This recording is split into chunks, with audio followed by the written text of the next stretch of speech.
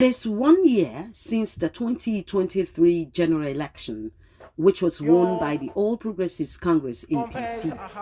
While the APC has been enjoying the spoils that comes with political power, the leading opposition political parties have moved from counting their losses to dealing with crises of relevance.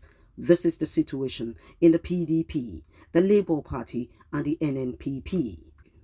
The three political parties are faced with their peculiar leadership issues that have weakened their influence politically.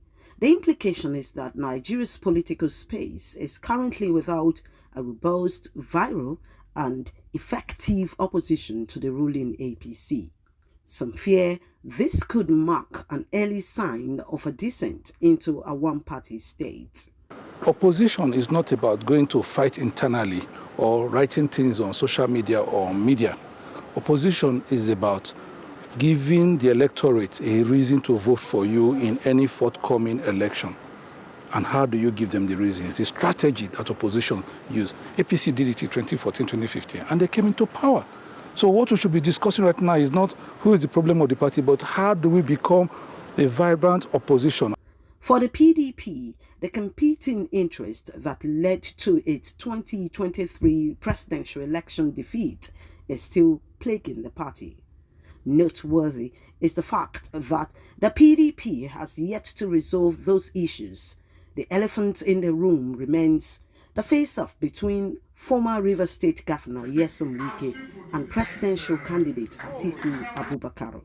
In what was a classic case of anti-party activities, Wike actively campaigned against the PDP and Atiku and was rewarded by President Bola Tinubu with a high-profile ministerial appointment. I have no regret when I stood by with my colleagues and friends that this is the period the presidency must go to the south.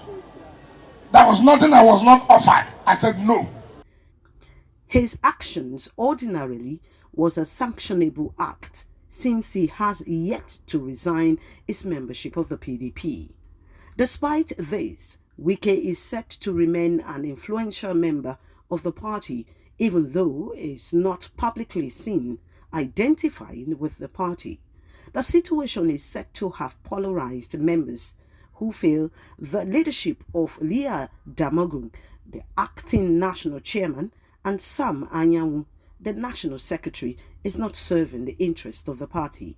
This came to a head at the peak of the political feud between Governor Sim Fubara and Wike. So what you're seeing there is desperate people who like media, who like people to just empty drum. Whatever Wike is doing with APC, he's serving his nation. And he wrote to the party. I think I read somewhere that it was endorsed and approved by the party. So that should not come into contention.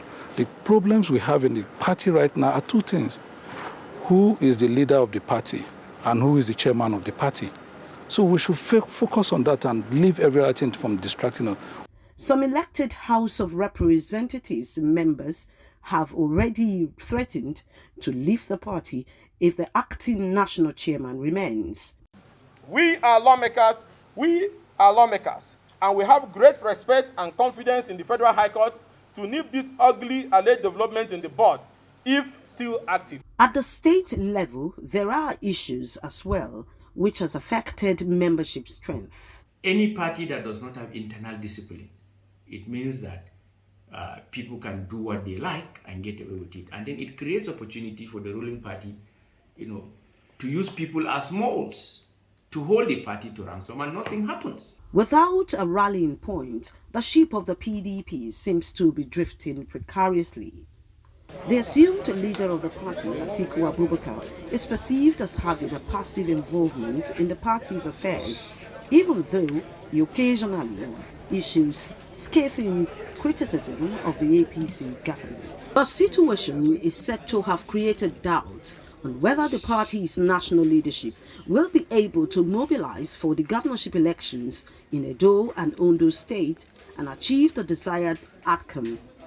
A similar crisis confronts the Labour Party, which became the new bride ahead of the 2023 elections.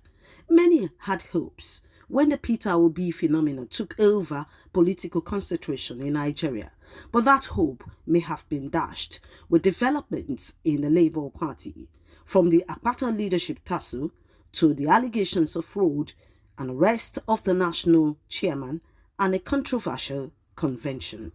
Now, it is a battle of survival as the rift between Abure and the Nigerian Labour Congress (NLC) deepens.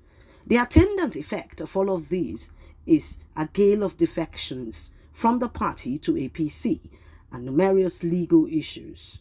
I have the secretary of the political commission who have been engaging Abure, thinking that he's a normal human being, thinking that he was going to follow the due process, thinking that he was going to organize a convention in line with the understanding with Labour to have an all-inclusive convention. Since 2014, the NSC has been on this mission to destroy the party.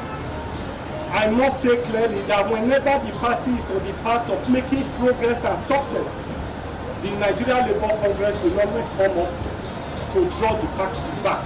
For the new Nigeria People's Party (NNPP), which created an upset in Kano State, it has not also been a smooth sail.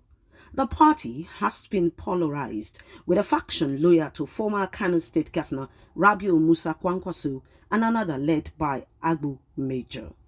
The two factions are daggers drawn. In any constitutional democracy, the role of the opposition is to criticize, challenge, and audit the government of the day in demand for accountability and transparency.